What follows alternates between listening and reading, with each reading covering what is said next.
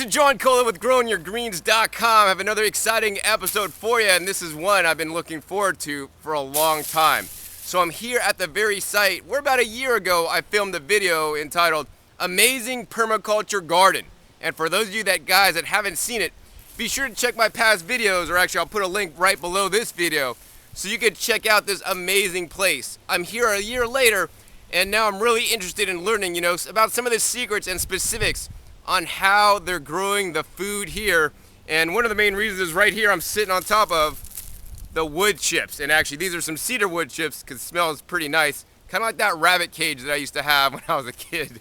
But in any case, we're here today to look specifically at the garden bed right behind me. They've been growing literally in wood chips for about 5 years now. And in this area, there's some amazing growage going on. So what we're gonna do next is we're gonna head down to that garden bed. I'm gonna show you guys how well the plants are growing in the wood chips, some rock dust, and also some mycelium spores that they inoculated it with. So let's head down there and check it out. Now we're looking at part of their garden where they got wood chips down below, and they're growing some nice rich dinosaur kale. And let's check this out. Check out how nice and large these dinosaur kale leaves are for just growing in wood chips. Psych! So for the non-Americans that don't know what psych means, that means like, hey, I'm just joking you. This is actually their area of their yard where they're growing a conventional garden, grown in compost and rock dust, and not necessarily the wood chips, although they are using the wood chips on top for mulch to conserve water. So while these look, fairly healthy and fairly good, and I've definitely grown larger ones than this, what I want to show you guys next is actually the garden where they are growing in 100% wood chips and the rock dust. So let's over to that garden next. All right, so now I'm sitting in the bed that I wanted to show you guys that they've been growing in wood chips here. So this has been totally 5 years. Basically after about 3 years, the wood chips that they put down had broken down into nice, rich, black growing medium humus to feed the plants, and here are the results. This is a standard dinosaur kale plant. No special strains, no special varieties. It actually grew the same one you just saw down there.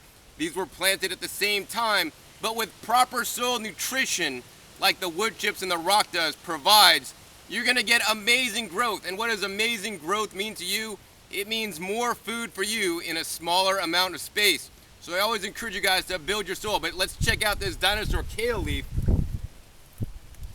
I mean, normally you go to the store to buy dinosaur kale, or maybe even harvest dinosaur kale out of your yard. It looks like the one I showed you, but check that out. This is ginormous. I mean, this is probably getting near the genetic potential of dinosaur kale.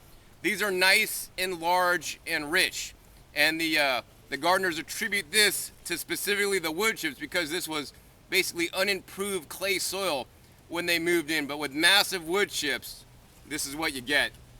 Totally amazing. So I know you guys are probably super impressed with how large those dino kale leaves actually were. I know I am, and I tasted them, and let me tell you, they tasted as good as they look.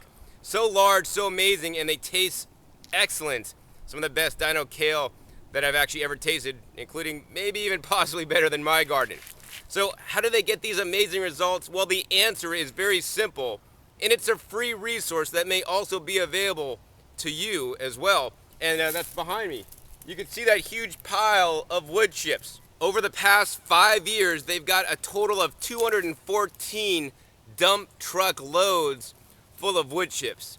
And this equates to about 530 tons of wood chips that got dumped in that very spot and wheelbarrowed all over this land. About 1 acre is under cultivation to basically build the soil and raise it up, because this is all on the slope of a canyon, and actually many of the other houses and whatnot in the area have erosion because when you're not building retaining walls or anything, the earth will slide. But when they've added all these wood chips to raise up the level and also build their soil, it also acts like a sponge to hold a lot of the water so that they don't get the runoff and they don't get the erosion problems. So imagine if wood chips were simply used for erosion control, but also to grow in. They're an amazing resource, and many tree companies or arborists that have chippers literally have to pay to dump their wood chips off at the dumps. when you may be even able to get them for free and start building your soil. So, what are the secrets to building your soil with wood chips? Well, let's go over and take a look at some of the soil that they have built using the wood chips, and I'll explain more about how they have done that. Now you guys are looking at the wood chips, and here they are right in this area. So they've been wood chipping this area right here I'm standing on, and that you guys are looking at for the past 5 years. And definitely on the top layer, you can basically see wood chips. But if we dig this down just a little bit, we're gonna get down here lower and check this soil out they've been creating. I mean, this is basically the product of the wood chips. This is a nice, dark, rich soil, much like a compost you would buy. But man, this stuff is super rich. Totally amazing. Now, they have been able to get their wood chips to break down within 3 years to make it look like this soil here? It's very simple. They added things like rock dust, which feeds the bacteria, but they also added a pound of mushroom spores and some white cap mushrooms. So what that stuff does is actually helps to bring and hold the wood chips together like a sponge, and the mushrooms work on breaking down the wood chips so that they could get this amazing growing medium. You guys just saw how they're turning the wood chips into a fertile soil by adding the mushroom inoculate and also some other mushrooms and the rock dust to create nice, rich, fertile soil. But there's some other ways that they are using the wood chips, and the wood chips are a very valuable resource to have, and in many cases they're just getting dumped away in the landfill. So the two other ways they're using the wood chips here are, number one, they're using it for their pathways. So all their pathways are mulched with wood chips, and they're doing the sheet mulching, so they put down some cardboard and the wood chips on top, so that prevents things growing up in their nice walkways. Also, the wood chips are also breaking down, so it's building the soil below the pathways as well. And also, besides using it as pathways, they're also using it as a standard mulch. So this helps to retain the water in the soil so that their water bill isn't as high. Now I'm going to explain to you guys how you can start using wood chips to increase your soil fertility.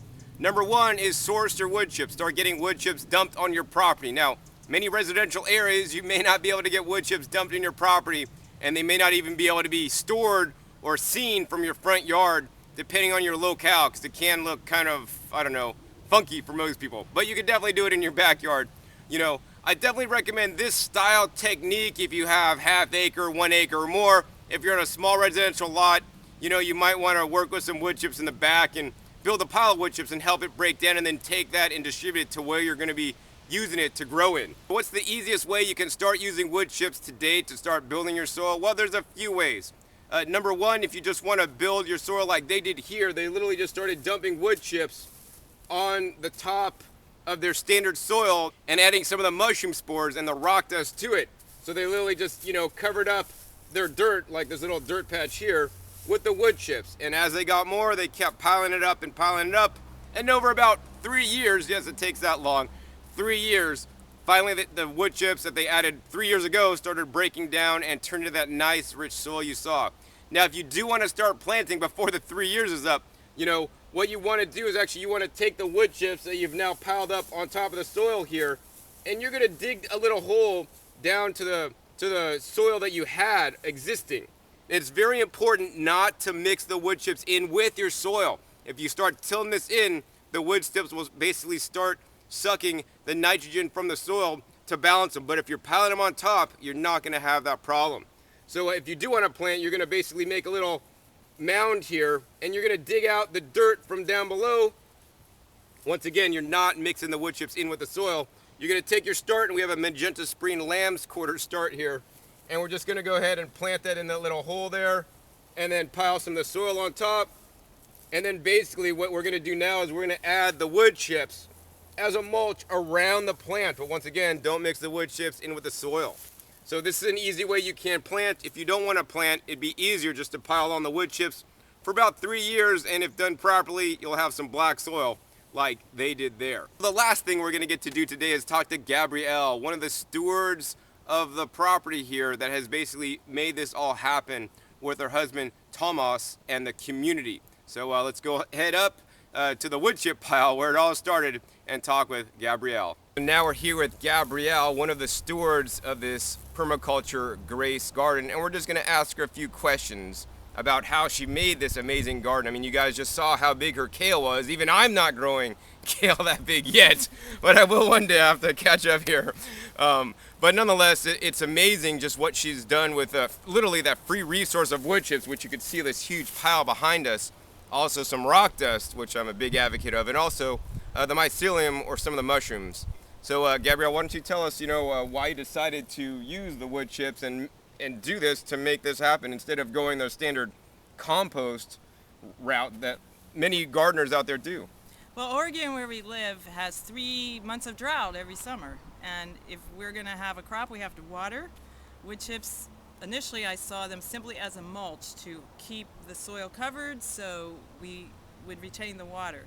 Then I started to notice that the plants with the wood chips were happier and began to research and learn some things that when the wood chips rot, they actually create a fine soil. And you can increase the rate of decomposition by inoculating the wood chips with mushroom mycelium, or just take some mushrooms that you find and throw them around your garden. They'll do the rest. We bought a pound of spores because we had so much land to improve. This was all clay subsoil 5 years ago. We bought it. It's a very steep pitch, and we knew we had to do something and we could never grow anything. We did bring in a lot of compost, but you can only buy so much compost. Our neighbor 2 blocks away has a minor business as an arborist, and he has to pay the dump 10 to 25 to 50 bucks every time he dumps his tons of wood chips. And we said, look, if we create a place where you can dump these, will you dump them here? We'll take anything you have, whether it's got firewood in it or sticks or leaves. And so for 5 years we've been getting this pile, and we've been putting it around. My husband wanted to change the grade of the land, so he actually created what he calls a patio 4 feet high, and that is where that kale is. And it's had enough time to rot, so that kale is growing in about 2 feet of rotten, beautiful forest loam created from wood chips. And I'm amazed how big it is. And then the Back to Eden information really recommends this, as we're not buying any more compost. We're just waiting for our wood chips to rot.